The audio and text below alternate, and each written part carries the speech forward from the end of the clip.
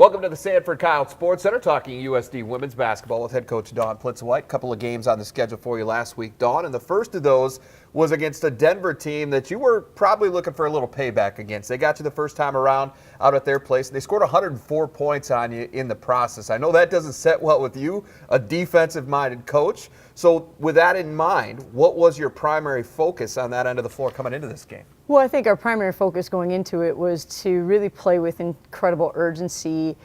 And for them, it means you have to get through screens and you have to take away arc shots because they are a team that really has the ability to light it up quickly from deep. They're one of the best in the country at doing so.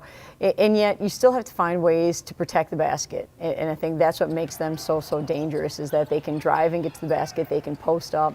And so for us, that urgency on the ball and awareness on the ball, and also the awareness off the ball. So if we have to be able to help in the lane, we know how to help in the lane and still get back out to shooters.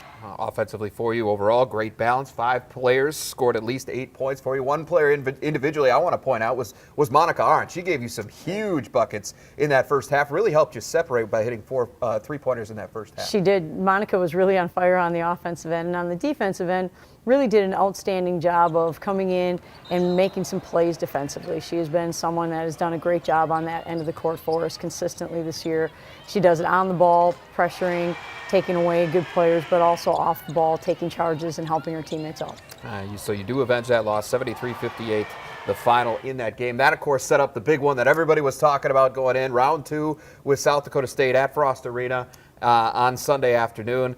Very strong first half. I don't know that you could have hoped for a whole lot more there. And again, speaking of flipping the script like you did against Denver, this time you did it in the paint, 20-12 against the Jacks inside in that first half. Well, it was certainly a mindset for us going in, knowing that when we had played against South Dakota State at home, they were able to attack the rim against us. We felt like too easily, and we were able to slow that down. The first 2 possessions of the game, they got there pretty easily, and then our defense got a lot better as that half wore on. Then on the offensive end, trying to recognize what was going to work for us in that type of a game, knowing that your opponent makes adjustments, and you've got to continue to do that as well. And I thought our young ladies did an outstanding job throughout the course of the game of taking care of the basketball and getting good shots. 11-point lead at the half. Unfortunately, your offense started to scuffle a little bit after the break. So what changed? Was it something they were doing defensively, or was it simple as just the shots weren't falling? Well, I thought in the beginning, the end of the third quarter and the beginning of the fourth quarter is when they really made a run at us. And in those possessions at the end of the third quarter, we got a wide open 3 in the corner to end the quarter, and we didn't make it. We got 2 possessions to begin the fourth quarter that were right at the rim. We didn't make those. We had a kick-out 3. We didn't make it. In that series, that's when they made a run. And, so for our young ladies, it wasn't a matter of we turned it over and we didn't get good shots. We got really good shots. So now we have to look at, okay, so how do we, when we miss those shots, how do we try to give ourselves some more opportunities? Maybe it's getting some more offensive rebounds. Maybe it's looking at attacking the rim in a little different way.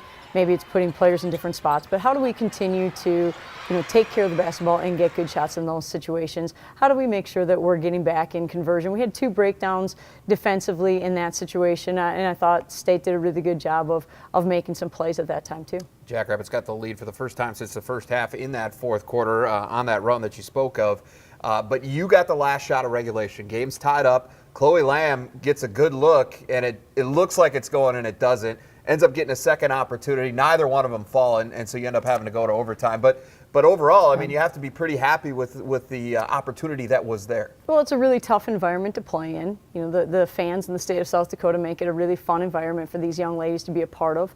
So to play that well, to play that composed, to take care of the basketball the way that we did, to be in a great battle like that is only going to help us get better. As you mentioned, Chloe played great down the stretch. She hit a couple of shots to get us back after we had gone down a few points, a few possessions. She got us back into it. We get a rebound, we call a timeout, we advance the basketball, we get the ball back into her hands. We let her make a read. She gets a really nice pull-up jump shot, and it swirls around the rim 3 times, I think, just about goes in. Now we're back in overtime, and things didn't quite go our way in overtime all the way through. We did have a really good shot to start it. We have a 3-point lead, but it's a game of runs. It's a game of spurts, and unfortunately, our spurts weren't long enough during the last stretch in regulation or in overtime to win it. But you look at these two matchups and you analyze them for what they were. The first one went to double overtime, 105-98. The second one goes to overtime, 82-78. I don't think anybody in this state could ask for much more out of, I mean, and the fact of the matter is they both lived up to all the hype that was going into them.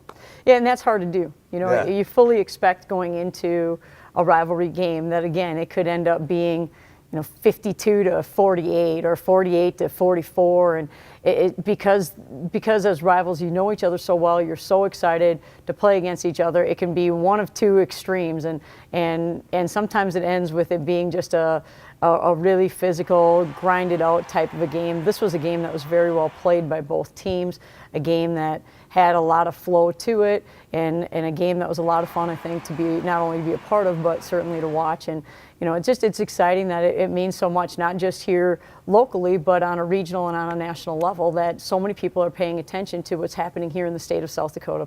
And so many of those people are hoping to see a third matchup come Summit League tournament time in Sioux Falls. Of course, you guys are on a collision course, it seems like, as the top two seeds for the Summit League tournament to possibly meet yet again in that championship game. But plenty of work to do before you can get to that. Can't look too far down the road, and you got to close the regular season first. Got a couple of games here against North Dakota State and North Dakota this week. Right, really important games for us. Just the way the Summit League schedule has worked this year. There's been stretches where we have a week off in between. There's been stretches where we have 3 games in 8 days. We have a stretch where we had 4 games in 9 days. Now we have a stretch where we have back to 3 games in 7 days. So just a really important time of the year for us to finish strong, and we have an opportunity to do that at home. And now it's important that we bounce back, from the game on Sunday and get ready for Thursday and Saturday this week. All right, well, I think we're all looking forward to it. Good luck this week to you, and look forward to sitting out again next week and talking about how it all goes down. Sounds good. Thank you, Jay.